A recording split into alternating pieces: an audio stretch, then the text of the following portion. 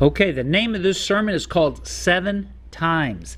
7 times. You may find that a little strange. Well, you'll understand as we get into this word. 7 times. I want you to turn in your Bibles to Deuteronomy chapter 4, verse 32.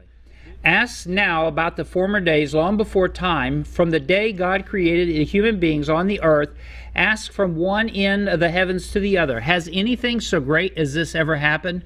Or has anything like it ever been heard of? Has any other people heard the voice of God speaking out of the fire as you have and live? Has any God ever tried to take for himself one nation out of another by testing, by signs and wonders, by war, by a mighty hand and an outstretched arm, or by great and awesome deeds, like all the things the Lord your God did for you in Egypt before your very eyes? You were shown these things so that you might know that the Lord is God. Besides him there is no other. From heaven he made you hear his voice to discipline you. On earth he showed you in great fire, and you heard his voice from out of the fire. Because he loved your ancestors and chose their descendants after them, he brought you out of Egypt by his presence and his great strength, to drive out before you nations greater and stronger than you, and to bring you into the land, to give it to you for your inheritance as it is today. Acknowledge and take to heart this day that God is God in heaven above and on earth below. There is no other. Keep his decrees and commands, which I am giving you today, so that it may go well with you and your children after you, that you may live long in the land the Lord your God gives you for all time. So God is talking to the Israelites, obviously, here, and he's telling them, has anything like this ever happened before? I brought you out of this nation, and I brought you out of a nation stronger than you are. You might say they birthed Israel. They came out through labor, and they were brought into the promised land, and God displaced nations stronger and larger than Israel. There were 7 nations there. And he gave the land, this inheritance, to the Israelites. Friends, when you get saved, you are brought out of darkness into light. You're brought out of this world into salvation, and you have been given, listen, they are bigger and stronger. The world is bigger and stronger and nastier than you'll ever think of being, and you are birthed out of this world. You are born again into God's inheritance for you. Okay? And God spoke to the Israelites from it. Did you catch that? I thought it was kind of interesting, so I'm going to back up here. I want to say it again. From heaven he made you hear his voice to discipline you. So God disciplined the Israelites. He showed them.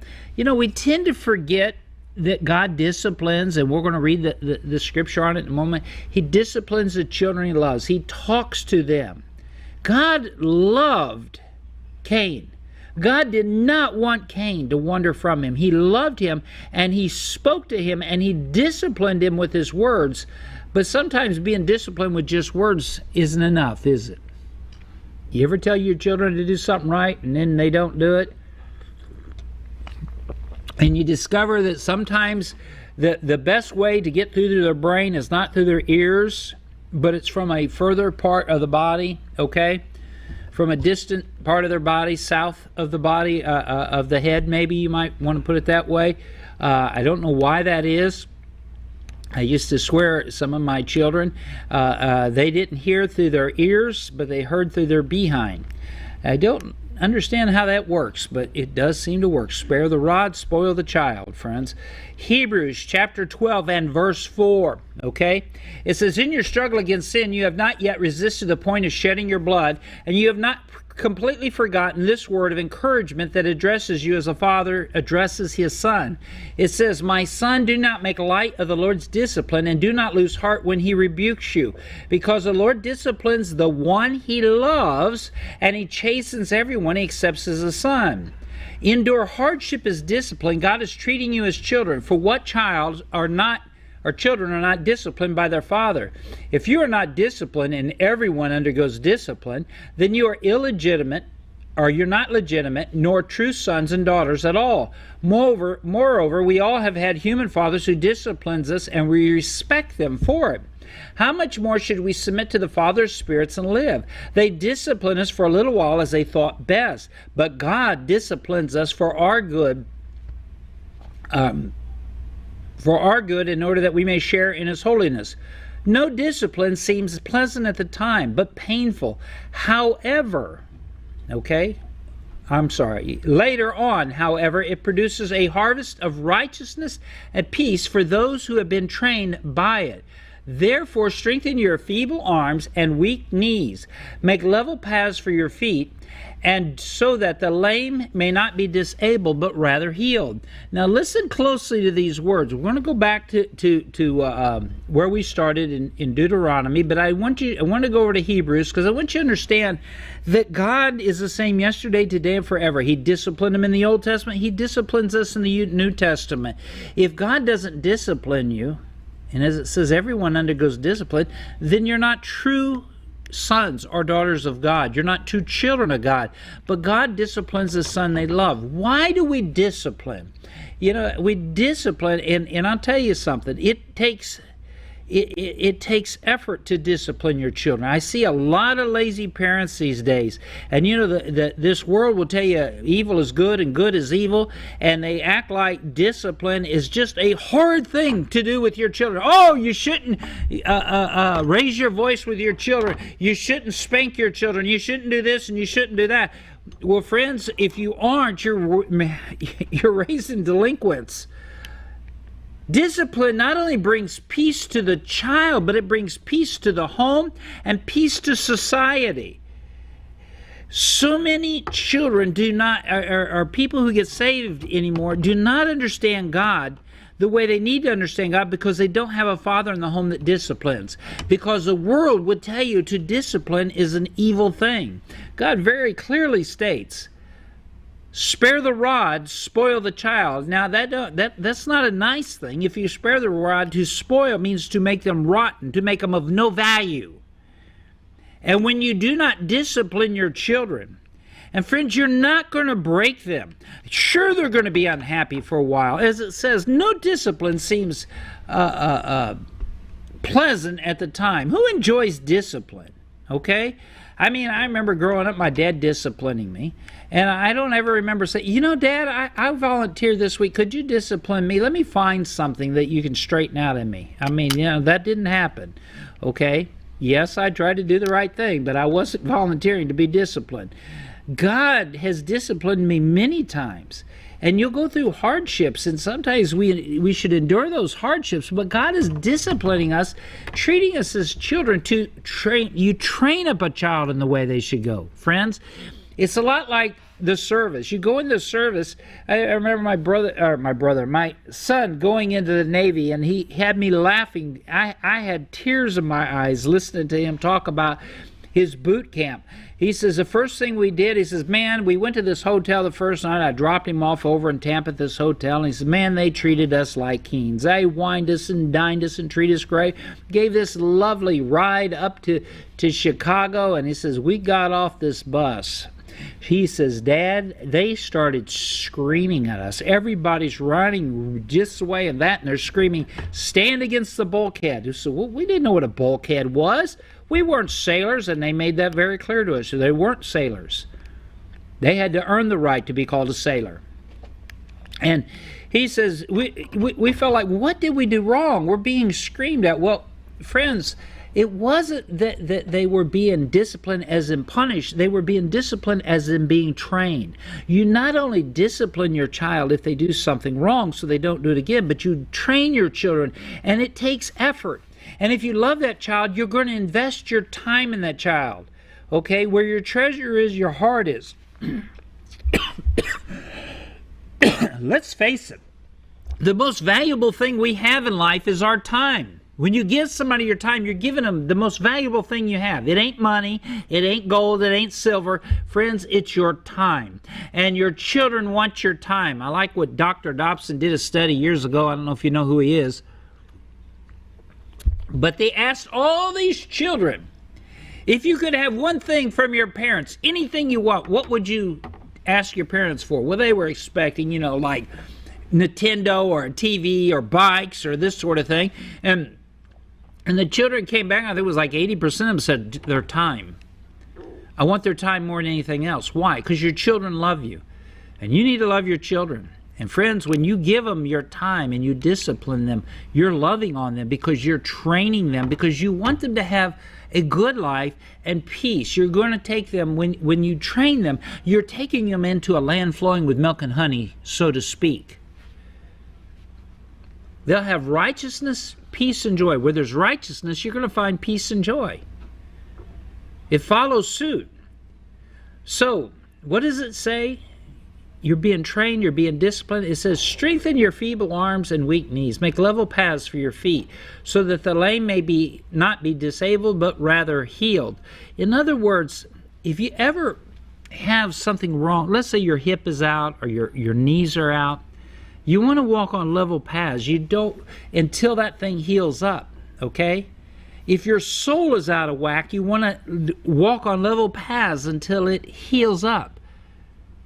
That's what that means. I mean, that literally is what it means. Now, follow me if you would be so kind. And we already did that. We're going to go to Hebrews chapter 12 and verse 18. You have not come to a mountain that can be touched, that is burning with fire, to darkness, gloom, and storm, to a trumpet blast, or to such a voice speaking words that those who heard it begged that no further word be spoken to them, because they could not bear what was commanded. If even an animal touched the mountain, it must be stoned. The sight was so terrifying that Moses said, I am trembling with fear. So they came to the Mount Sinai, and here God, fire's coming down from heaven, you know, and literally, if you've ever seen a picture of Mount Sinai, the stones on top are black, and the stones were melted, okay? I mean, it had to be such a horrific sight to see, you know, for them to see, you know, I mean, here they're not sophisticated Egyptians. These people were slaves. They didn't have the internet. They didn't understand these things. And God is speaking to them. Can you imagine? Just try to bear with me, because sometimes I try to do this. Why God? Why am I saved? Why did God reveal himself to me? So can you imagine? You have been a slave. You have been told you are nothing. Your life is worthless. It was nothing for the Egyptians to beat and to just kill them. They were slaves. They were property. They were chattel. And all of a sudden, this God is speaking to you from heaven, telling you, you're my children, you're important to me, and that's why I delivered you out of the hands of the Egyptians. I mean, try to fathom this. Just try to wrap your head around it. It's kind of like a child that its whole life had never had parents. They felt like nobody loved them, nobody cared about them, turned their back on them, and all of a sudden, somebody adopts them, and they're somebody's kid, and they're treated as somebody special. It's sort of like that. Now let's read on. But you have come to Mount Zion, to the city of the living God, the heavenly Jerusalem.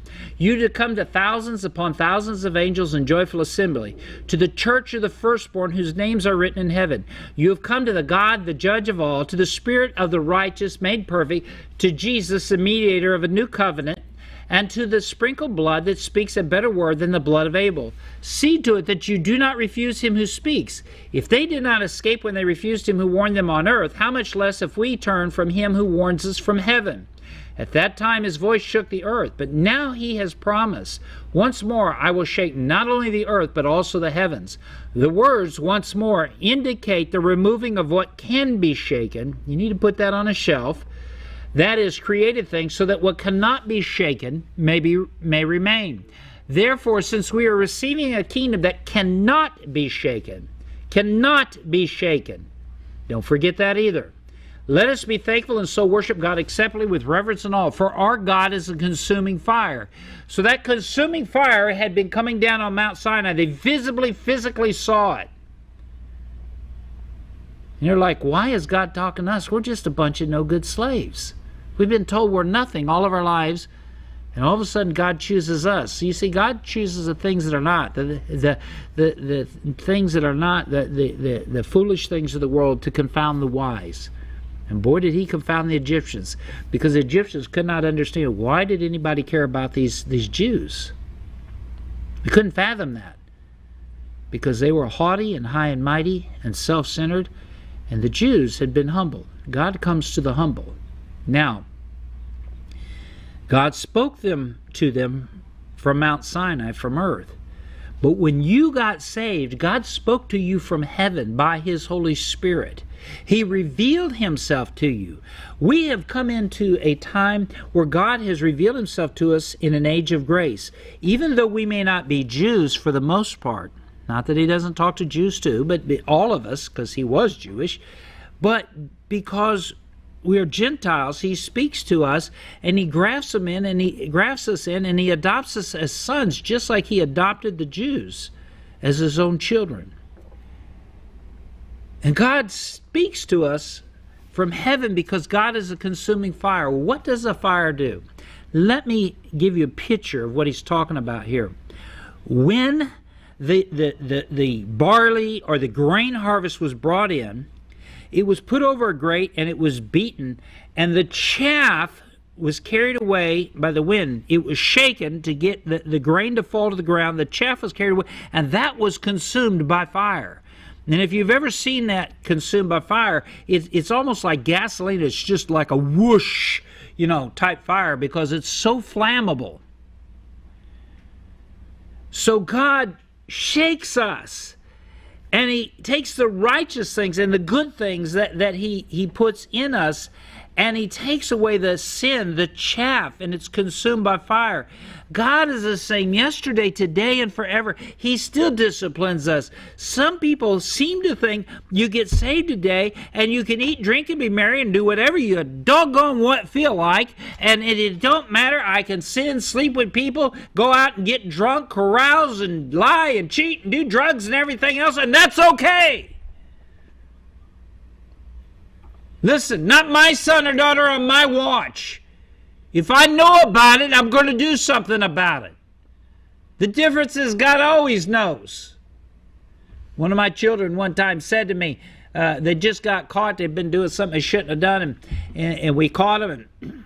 And my daughter, I never forget, I gave part of it away, but my daughter says to me, how do you do it?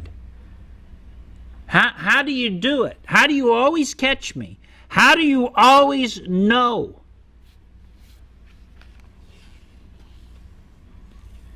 I remember looking at her and say, hon, I know that it's inconceivable almost, but did you ever stop to think that I was your age at one time? She puts her head down. She listens. She goes, oh, the light bulb went off. Duh. Jesus was made like us in every way, tempted like us in every way. You think He don't know? God knows all things.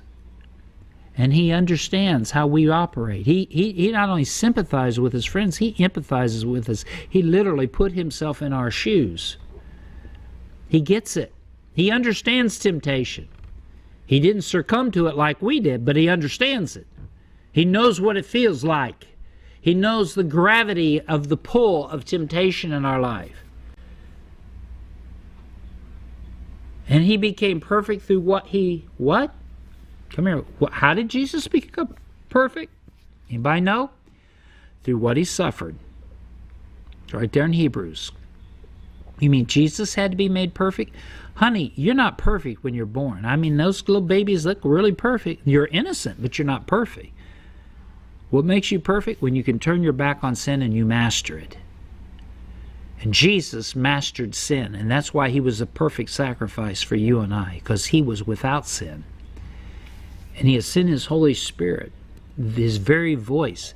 Faith cometh by hearing, and hearing by the Word. What are we supposed to do? Through the washing of the Word, we're purified. That voice from heaven comes still by His Holy Spirit, like it did in the burning bush. Why do you think the bush was on fire? God was making a point. I'm going to burn up everything in your life until there's nothing left to burn. I'm going to shake everything out until there's nothing left to shake. I want you to think about that as we continue in this. We're not done yet. Let's go to Deuteronomy chapter 4 and verse 15. You saw no form of any kind the day the Lord spoke to you at Horeb out of the fire. Therefore, no form. All they saw was fire. That's important. Therefore, watch yourselves very carefully so that you do not become corrupt and make for yourselves an idol, an image of any shape, whether formed like a man or a woman, like an animal or on earth, or any bird that flies in the air. Can I paraphrase this just a little bit? Could you bear with me as I just do that? Or like a car, a house, shoes, purses. I guess I shouldn't have said that. Or anything else on this earth. You don't put anything before God. I see people all the time. They listen, idols have taken a different shape. And some people they'll sell their soul for that fast, cool-looking car because they think it'll make them something. You'll lose your life to find it. Let's move on. Or like any creature that moves along the ground, or any fish in the waters below. And when you look up to the sky and see the sun, the moon, and the stars, and all the heavenly array, do not be enticed into bowing down to them and worshiping things the Lord your God has apportioned to all nations under heaven. God made all those things for all of us to enjoy, not to worship. But as for you, the Lord took you and brought you out of the iron smelting furnace, out of Egypt, to be the people of his inheritance, as you now are.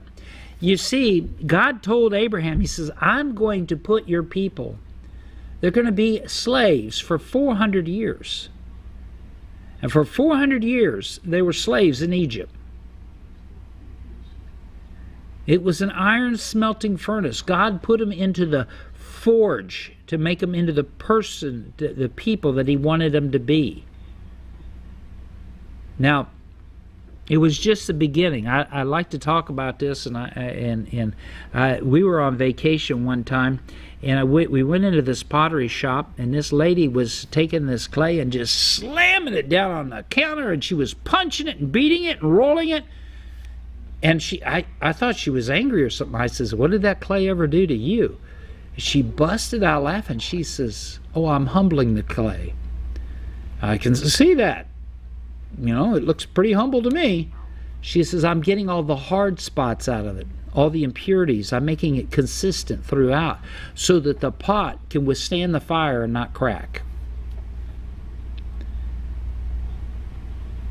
Wow. That's all I could say was, wow. I was stunned.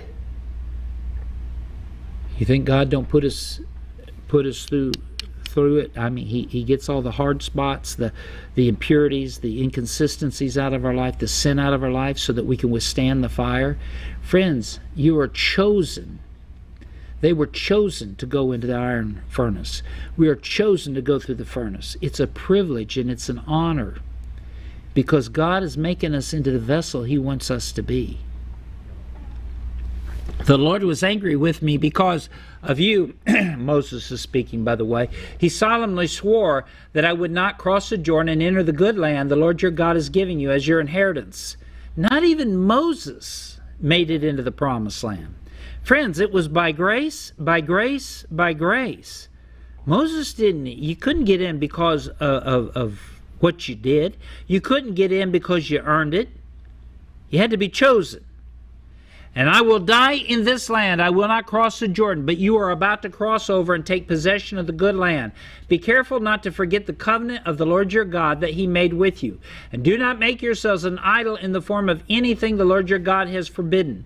For the Lord your God is a consuming fire and a jealous God. Friends, we must not forget, now more than ever in these last days, God is a consuming fire. He is turning you into the vessel and the thing that he wants you to be. If you cannot withstand the fire of God, you're not going to make it in this world as his instrument.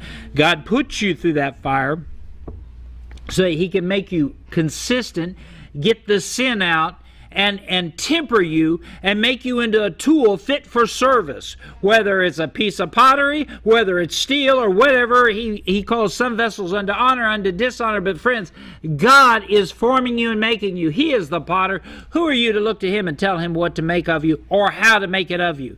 Have you ever had a child look at you? I literally had a child trying to tell me how I was to discipline and how I was to raise children, and I looked at him. I says, I'm literally 6 times older than you, and you're going to tell me how to raise children? How many children have you had? Well, obviously none. What do you know about it? You know, I got a secret for you. You may not like what I'm about to say, but with age comes a little bit of wisdom. You know, when you live life after a while, it's like I told the same daughter I told you about earlier. She was arguing with me about doing something one time. And she said to me, finally I says, fine, go ahead and do it. She says, what? And I said, what do you mean what? I told you to do it. You asked to do it. I gave you permission. Go for it. And she says, all right, what? And I says, well, honey, I says, you've lived so many years. You're so wise. I've only lived 20 years longer than you. And I said, you know, I've raised children. I've had a family, been married all these years. And I said, when I was your age, I was brilliant. I was a teenager. Friends, I knew everything. You could ask me. I could tell you. You name it, I knew it. Boy, by golly. And then I got in my 20s and been married a little bit, and I realized I wasn't quite as smart as I thought I was. Got in my 30s, and it dawned on me I'm kind of stupid. Got in my 40s and realized not only am I kind of stupid, I'm probably totally stupid. I don't know half of what I thought I knew. You get in your 50s, and friends, by the time you get my age, you almost get unsure of yourself. You older people, you understand what I'm talking about. I just did a devotional and made a statement in it. If I would have known then what I know now, I probably would have never tried to get on the air or start this ministry. It was totally by faith, and it was by faith because I was ignorant. I had no idea the cost and what could go wrong and everything that had to be done. I probably wouldn't even attempted it, but God says, hey, stupid, come over here and do this thing. So listen to what the Spirit is saying tonight. This program is made possible by the prayers and financial support of viewers just like you.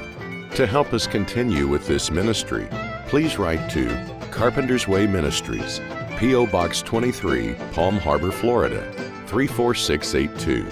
You can also give securely online by visiting www.pastorjefflane.com or call the ministry at 727-222-6162.